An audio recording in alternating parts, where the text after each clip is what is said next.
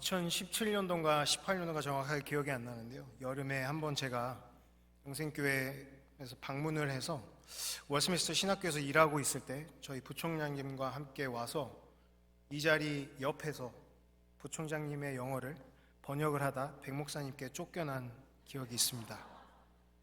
그때는 정말 너무 어리버리해서 아무 말도 못하고 내려갔던 기억이 있는데, 오늘은 그런 일이 없기를 소망합니다. 기도 많이 했습니다. 한국에서 자기 집을 가지고 계시는 분들, 특히 조금 오래된 아파트를 가지고서 살고 계시는 분들이 가장 듣기 좋아하는 단어가 있습니다. 재건축이라는 단어입니다. 어떤 분들은 그거를 이제 로또라고도 얘기를 하시는 것 같아요. 그런데 동일한 단어인데 그 단어를 교회 안에서 들었을 때 불편해 하시거나 별로 반가워하지 않는 단어라고 생각이 들어집니다. 그런데 오늘 저는 재건축에 대해서 이야기를 해보려고 합니다. 걱정하시는 일은 없을 테니까 안심하고 들으셔도 되겠습니다. 오늘 느헤미야라는 책에서 우리가 본 내용은 우리 청년들이나 또 우리 평신도들에게 아주 좋은 권면을 하고 있습니다. 보통 느헤미야서는 에스라와 같이 보는데요. 에스라서는 사역자의 눈으로 이 역사를 바라본다라고 했을 때, 느헤미야는 평신도의 입장으로서 바라볼 수가 있겠습니다. 여러분들이 다 알다시피 느헤미야서는 역사서입니다. 이스라엘은 바벨론에 의해 점령당하였고 예루살렘은 아주 폐허가 되었습니다. 이때 당시의 이야기들이 예레미야 선지자를 통하여서 하나님께서 너네 남유다 더 이상 안 되겠다, 바벨론을 이용해서 내가 너희들을 치겠다 라고 예언하셨고, 너희들은 바벨론의 포로로 70년간 가서 생활을 할 거야 라는 이야기가 있었습니다. 또 포로 생활 중에 있었던 내용들이 다니엘서, 에스더서 같은 책들이 있겠습니다.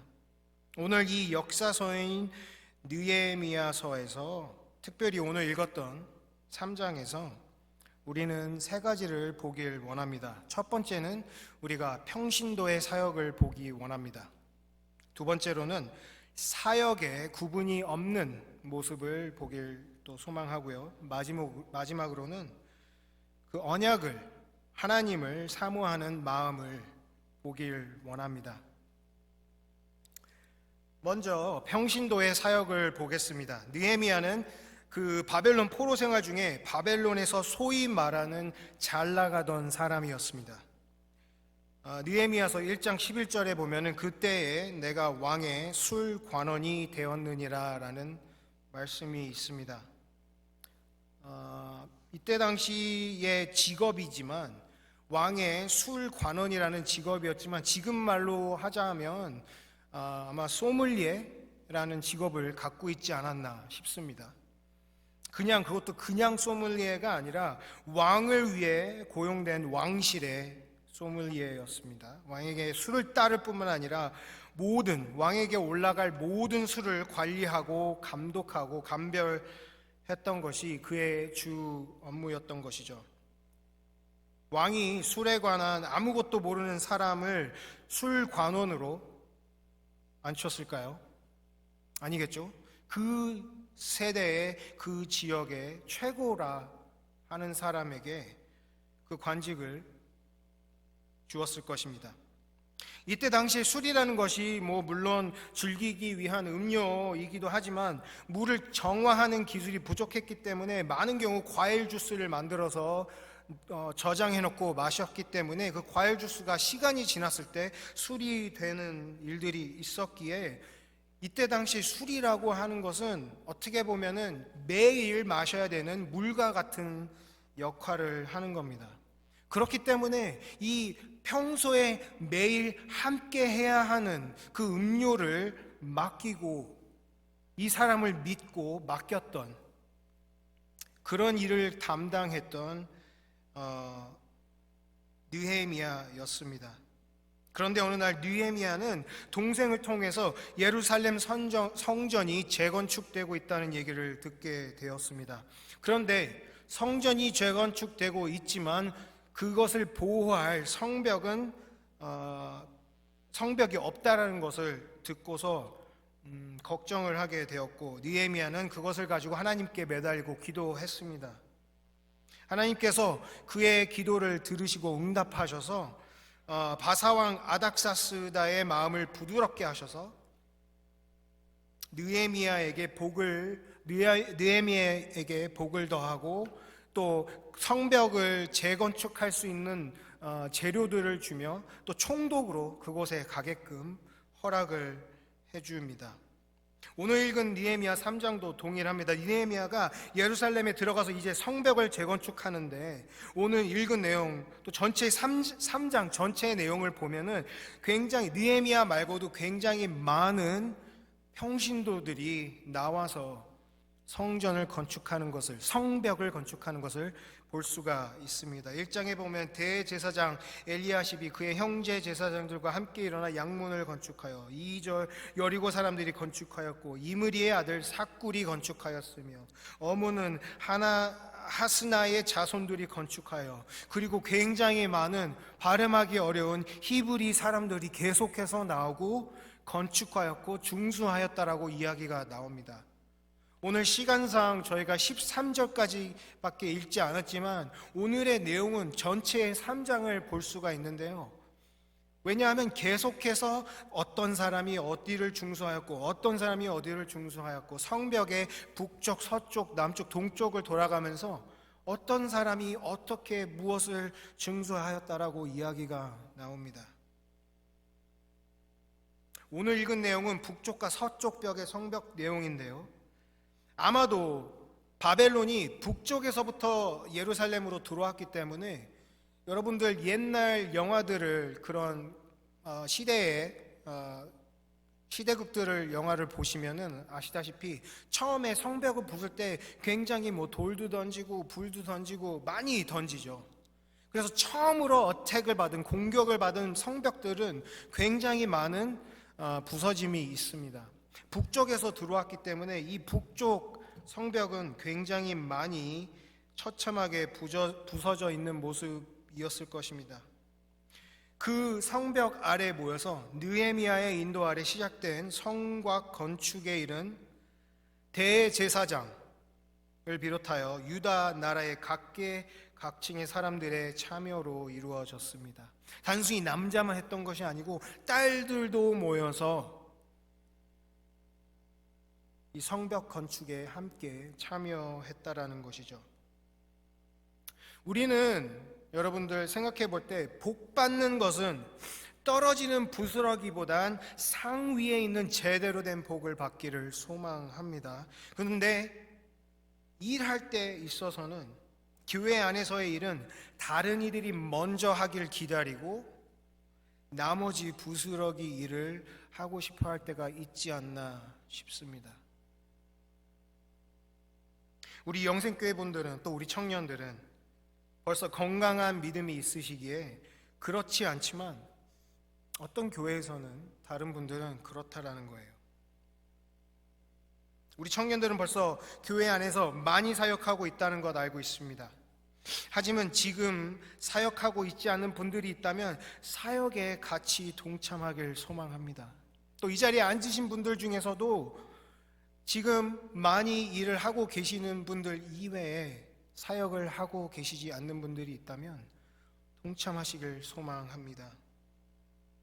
우리 교회는 사역하는 평신도로 넘쳐나는 교회가 되길 소망합니다.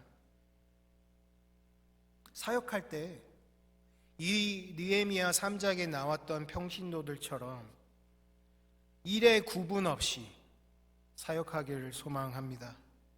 오늘 말씀을 보면 성벽에 여러 부분들이 있고 또 그에 따른 부속 내용들이, 부품들이 있음을 볼 수가 있습니다. 양문이 있고 어문이 있고 옛문이 있고 골짜기 문이 있고 분문, 샘문, 수문, 마문, 한미갓문, 에브라임 문, 감옥문, 성모퉁이문, 베냐민문, 빗장, 문고리, 여러 가지 것들을 이야기를 합니다. 문이 참 많아요. 또 말씀을 보면 문만 단 것이 아니라 자물쇠도 달았고 아주 디테일하게 성벽을 재건축하는 것을 볼 수가 있습니다.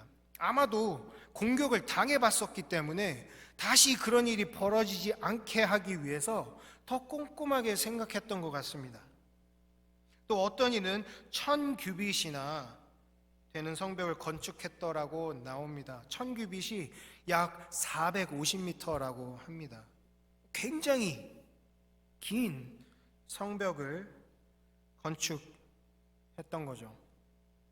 제가 뉴욕에서 잠시 사역했던 적이 있는데 좀 그 지역에서 오랜 역사를 가진 교회였습니다. 근데 어느 날 나이가 좀 있으신 권사님께서 전도사님 저기 예배당 안에서 저기 저 보이는 저 벽돌 보이세요? 네 권사님, 저건 내가 날라서 저기다 갖다 놓은 거예요. 그러니까 직접 교회 건축을 하실 때 벽돌을 젊으셨을 때 날라서 그곳에 놓으셨다라고. 그러니까 그분은 예배당에 들어오실 때마다, 예배하러 오실 때마다 그 벽돌이 정확하게 보이는 거예요. 너무 그분께서는 그게 너무 소중한 기억이고 즐거웠고 영광된 기억으로 남아 있으신 거죠. 교회에 대한 사랑이 넘치는 것을 느낄 수가 있었습니다. 아마도 이 느헤미야 3장 안에 있던 평신도들도 그럴 날을 꿈꾸면서 일을 나누어서 했었을 것입니다. 언젠간 나의 후손들과 손잡고 이 성벽을 거느릴 때, 아니면 타지에 나갔다 들어오면서 아들아, 딸아, 저기 벽에 저 돌 보이니? 저건 내가 쌓은 거야. 이 450m짜리, 이게 450m야. 여기서부터 저기까지가. 근데 여기를 아버지가 했잖아. 아마 그런 생각을, 그런 날을 꿈꾸면서 성벽을 지었을 겁니다. 언젠간 자손의 자손들에게 저기 저 보이는 저 벽돌을 내가 쌓았다, 저 문을 내가 달았다, 저 빗장을 내가 만들어서 달았다 하면서 말이죠. 그런데 여기 재미있는 곳이 한 곳이 있습니다. 제가 말씀 준비하면서 고등학교 2학년 때 미국을 왔습니다. 그래서 한국말도 못하고 영어도 잘 못하는 처지에 있는데, 신학 공부를 하는 건 다 영어로 했기 때문에 한국말이 서투를 때가 있습니다. 특히 성경을 한국말로 읽을 때 어려운 부분이 있는데, 그 어려운 부분 중에 하나가 한문이 너무 많더라고요. 한글 성경이지만 한문을 잘 모르면 이해할 수 없는. 그래서 오늘 참 문 종류도 많다 생각하면서 양문은 양들이 다니는 문인가? 왜 굳이 양들이 다니는 문을 만들어야 하나? 어문은 물고기가 다니는 문인가? 물고기가 어떻게 무슨 냇가의 문을 만들어야 되는 건가? 참 여러 가지 생각을 하면서 도대체 이게 무슨 문인지 하고 영어로 비교해 보면서 읽다가 재밌는 문을 하나 발견했습니다. 13절에 있는 문인데요. 13절의 마지막에 보면 분문을 보게 되었습니다. 그래서 설마. 근데 영어로 봤는데 설마가 사실이었습니다. 왜지? 이런 생각을 하게 되었습니다. 분문. 한문을 잘 아시는 분들은 벌써 이게 무슨 문을 뜻하시는지 아실 겁니다. 우리 청년들은 모르겠으면 한번 영어로 찾아보세요. 네, 맞습니다. 화장실 문입니다. 도대체 화장실 문을 건축했다라는 거가 그냥 뭐 있으면 있는 거지, 그걸 꼭 굳이 말씀 안에 넣었어야 했을까라는 생각을 했는데요. 이 평신도님들께서 성벽을 재건축할 적에 아주 디테일하고 모든 면에서 세밀하게 준비하고 준공하면서 아까 말했던 자손들에게 저기 저곳 내가 만든 곳이야, 이렇게 좀 멋지고 좀 티가 나고 돌멩이를 얹을 거면 조금 좀 커 보이는, 누가 봐도 저거는 옮기기 힘들어 보였겠다, 참 대단한 일 하셨습니다 할 수 있는 그런 멋진 일을 하길 원하지 않았을까라고 생각했습니다. 하지만 이 섬김에 있어서, 사역함에 있어서 높낮이가 없고 분문도 맡아서 열심히 온 전성을 쏟아서 만들었다라는 거죠. 어렸을 적에 저희가 참 어려 보이지만 삐삐가 있었던 시절에 살았었습니다. 네, 우리 청년들은 잘 모를 거예요, 그게 뭔지. 근데 어르신들께서는 아시겠죠, 삐삐. 한국에 있을 때 삐삐가 있었는데요. 삐삐는 이제 숫자로 이렇게 암호화해서 이야기도 할 수 있고, 대충 누가 연락이 왔는데 코드가 뭐다라고 하면은 이게 급한 일이다 아니다 알 수가 있습니다. 뭐 예를 들어서 8282면 빨리빨리 연락하라 이런 내용인데요. 어느 날 삐삐가 왔습니다. 음성사담을 들어보니까 제가 있던 교회에 전임 목사님께서, 담임 목사님 아니고 이제 부목사님께서 연락이 왔습니다. 교회에 한여름에 물난리가 났다. 빨리 와서 좀 도와야 한다. 그래서 갔습니다. 한여름에 이제 방학인데 갔어요. 갔는데 저희 그때 교회는 지하실에 본당이 있었습니다. 그리고 옛날 교회였기 때문에 여러분들 아시는 분들이 있겠지만 한국의 그 나무, 원목 나무로 된 장의자, 그러니까 약 400명이 앉을 수 있는 장의자가 있었고, 바닥은 아주 두꺼운 빨간색 카페트로 전체가 깔아져 있는 그런 예배당이었습니다. 근데 거기에 물이 차서 이 모든 장의자를 지하 한 2층 정도 되는 높이의 지하에서부터 다 하나씩 올려놓고, 또 카페트도 다 뜯어서 가지고 젖은 카페트로 올라가서 다 펴놓고 말리고, 거의 새벽이 다 돼서야 그걸 다시 내리고 다시 새벽 기도를 할 수 있는 컨디션으로 만들어 놓고, 정말 지친 몸으로 많은 고등학생들과 청년 형 누나들과 집사님들과 정말 일을 열심히 하고 밤에 집에 갔던 기억이 있습니다. 그런데 갑자기 새벽에 다시 한번 연락이 왔습니다. 이렇게 딱 봤는데 8282. 갑자기 섬찟했습니다. 그냥 못 보고 음성사담을 듣지 않을까. 근데 들어봤습니다. 제 한국 이름이 바른이입니다. 바른아, 다시 와라. 불과 몇 시간 만에 다시 비가 내리고 다 말렸던 그 젖은 카페트와 장의자를 다시 가시고 올라가야 하는, 정말 그 장의자가 엄청나게 무겁습니다. 제가 정말 그 장의자를 한 사람이 들지 않고 여러 명이 들었었지만, 그래도 와, 예수님이 골고다 언덕 올라가실 때 이랬을까라는 생각을 한 적이 있습니다. 똑같이 나무니까. 하지만 그렇게 2번을 하고 나서 주일에는 정말 상쾌하게 꿉꿉한 냄새가 나지 않게 예배를 드렸던 기억이 납니다. 마음 안에 그 헌신이, 그 사역함이 너무 뿌듯했고, 우리의 희생으로 같이 희생한 사람들끼리 우리만 눈짓으로 수고했어, 이게 너무나 저에게는 기억에 남고, 작은 일이었어도 우리 나름대로는 큰 일이라고 생각했지만 그런 사역함에, 구분 없이 사역함에 너무나 감사했던, 또 기뻤던 날이라고 말씀드릴 수 있겠습니다. 우리 영생교회 성도님들, 또 우리 청년들은 사역함에 있어 구분 없이 충성을 다하는 분들 되길 소망합니다. 하나님 보시고 다 알고 계십니다. 근데 이 평신도들이 느헤미야를 봤을 때 이 평신도들이 어떻게 해서 이렇게 사역에 구분 없이 할 수 있었냐 하면, 냄새나는 문을 만들고 자물쇠를 만들고 그곳에 공간을 만들고 할 수 있었냐 하면 이들이 하나님의 언약을, 하나님을 사모했기 때문입니다.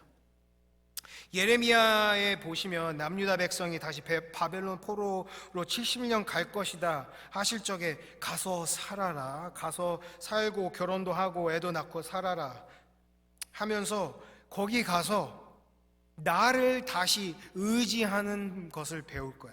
나만 바라보는 것을 배울 거야. 그리고 70년이 지난 뒤에 다시 이곳으로 돌아올 거야 라는 언약을 받았습니다. 이들은 이 언약을 기억했고 사모했었기에 그 어떠한 사소한 것이나 더러운 것이나 그 어떤 일이라도 기쁨으로 감당할 수 있었다라는 거죠. 우리 사랑하는 청년부 여러분, 우리가 사역함에 있어서 일이 먼저가 되지 않기를 소망합니다. 하나님이 주신 사랑, 예수님을 통해서 그 주신 사랑을 기억하고 그 기쁨이 넘쳐, 그 은혜가 흘러 넘쳐 사역하길 소망합니다. 그렇지 않으면 사역함에 힘듦이 있고 괴로움이 있고 고통이 있습니다. 또 그 사랑을 기억하지 못하면 사역함조차도 없습니다. 야고보서 2장 15절에 보면 내 형제들아 만일 사람이 믿음이 있노라 하고 행함이 없으면 무슨 유익이 있으리요 그 믿음이 능히 자기를 구원하겠느냐라고 말씀하십니다. 많은 이들이 이것을 보고 잘못 해석하는 것이 행함이 구원을 준다라고 착각합니다. 전혀 그렇지 않습니다. 그래서 천주교에서는 이 행함을 강조하죠.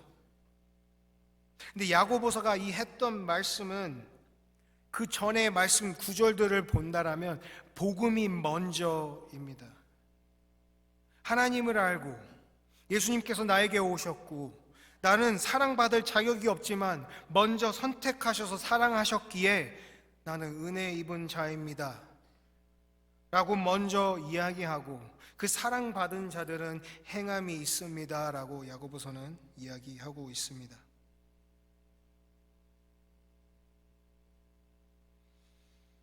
사랑하는 성도 여러분, 아직도 예수님을 처음 만나고 느꼈던 첫 사랑을 기억하십니까? 그 사랑이 너무 커서 그저 아무 일이나 해야 하는, 하나님을 위해서 그저 무엇이든지 해야겠다 했던 그 넘치는 사랑, 그 사랑을 이해했던, 갑자기 어느 순간 이해하게 됐던 그 순간을 아직도 기억하고 계십니까? 오늘 이 말씀에서 평신도들은 기억하고 그 성벽 재건축에 그 어떤 더러운 곳이라도 기쁨으로 참여했다라는 거죠. 여러분들도 교회 구석구석 냄새 나는 곳이라도, 남들이 하고 싶지 않은 곳이라도 그 예수님의 사랑하심을 기억하고 사역에 동참하는 우리 청년들 되길 소망합니다. 근데 오늘 보면은 아직까지도 일어나고 있는 모습을 볼 수가 있습니다. 전사님, 내가 예수님 사랑을 기억하고 그 사랑을, 넘치는 사랑을 기억하기 때문에 나도 그래서 이렇게 섬김을 하고 있습니다. 여러 곳에서 섬김을 하고 있는데 제가 몸이 10개라서 찬양대도 하고 찬양팀도 하고 웰컴팀도 하고 뭐 다 할 수가 없지 않습니까? 나의 몸은 하나인데, 나는 하고 있는데, 또 여기 계시는 성도님들께서도 아마 그렇게 생각하실 수도 있으시겠습니다. 오늘 읽었던 느헤미야 3장에서도 5절에 보시면 귀족들이 참여하지 않았다라는 모습이 있습니다. 그런데 참여하지 않았다라고 하지만, 분담하지 않았다라고 하지만 그 사역에 동참했던 이들이 당신들은 왜 하시지 않습니까? 라고 따지고 있지 않는 모습을 볼 수가 있습니다. 그저 묵묵히 주어진 사역에 동참하고 섬겼던 모습을 우리가 볼 수 있습니다. 오늘 말씀 받는 청년들, 또 그리고 영생교회 성도님들도 예수님께서 다시 우리를 위해서 오신다라는 그 말씀을, 약속을 붙잡고 사모하면서, 비록 우리 눈에 섬김을 하고 있지 않는 분들의 모습들이 보일지언정 정죄하지 않고 묵묵히 예수님을 바라보며 영생교회에서 같이 신앙생활할 수 있도록 소망합니다. 우리는 섬김이 누군가가 봐주기 위해서, 누군가가 알아주기 위해서 하는 섬김이 아니라, 우리가 하는 섬김은 예수님을 사랑하기 때문에, 그 예수님이 우리를 먼저 사랑하셨다는 것을 기억하고 알기에 하는 섬김임을 소망합니다. 같이 기도하겠습니다.